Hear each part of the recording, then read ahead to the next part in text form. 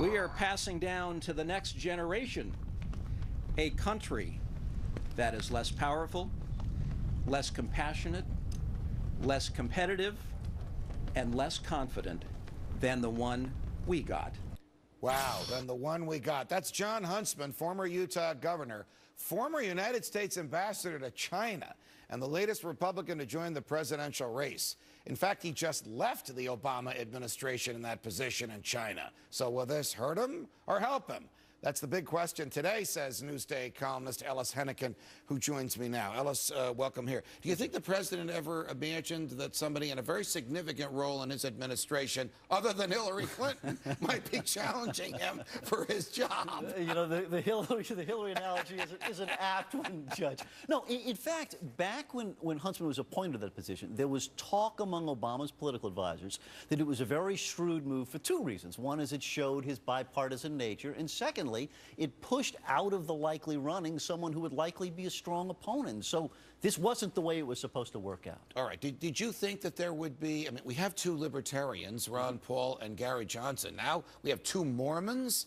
I don't want to put people in boxes, but did you think this would happen in 2012? Stated differently, are they going to cut into each other's base financially, Mitt Romney and Jon Huntsman? Well, I mean, they both have connections in Utah, that's true. I think both of them in the race probably helps the two of them because it takes a little bit of the lightning rod aspect of the Mormonism question away. You know, if Romney had been the only Mormon, there might have been a little ganging up on that question, particularly among some of the evangelical Christians. With two in the race, it kind of makes it a little more diffuse. All right, who is Jon Huntsman? We know that he comes from a very wealthy family. We know that he speaks Chinese. Right. We know that he ran a very, very tight ship when he was the governor of Utah. But is he pro-life? Is he free market? Is he libertarian? Is he in favor of state sovereignty? Where is he on hot-button issues? In this group, you have to say that he's kind of on the quieter, more moderate, more bipartisan side. And it's kind of a bold and a little bit of a risky political strategy for him.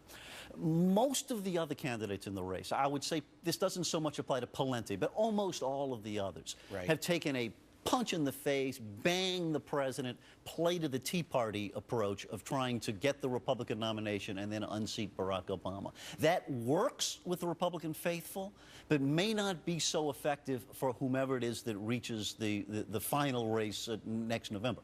Huntsman is taking a different approach. He's saying that he's going to play to the middle. He has a tone and an ideology that applies to more independent voters, but it's going to make the nomination race tough for him. I was just going to ask you, doesn't that play better in the nation at large rather than with your typically conservative and libertarian voter in Republican primaries? You're absolutely right, and that's why it's a risky strategy, because even if he might be among the stronger candidates, 18 months from now, it's going to be a tough route over the next few months to get there, because all these caucuses and primaries, it's the faithful that turn out. All right, how is he going to do against a guy who was, as governor of a state that is the most booming economy in the nation, that is the third most populous state, who's just signed into law legislation that lets you buy incandescent light bulbs after the federal government has banned them, who's about to sign into law legislation that doesn't let the TSA touch you in private parts of your body? I speak, of course, of Rick Perry of Texas. How does Huntsman do when compared with that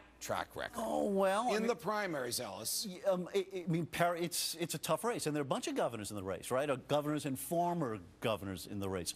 By and large, that's a pretty good platform to run from, because governors actually have to solve real problems. You know, they're not someone who can just spout off a bunch of ideological stuff. They're problem solvers. I think they both have reasonable claims. Okay, last question. Newt Gingrich, about 10 days ago, his senior staff left. Earlier today, his financial team left. Does he have a campaign left, or is it just Newt and Callista? Who knew there was anybody left to quit, right?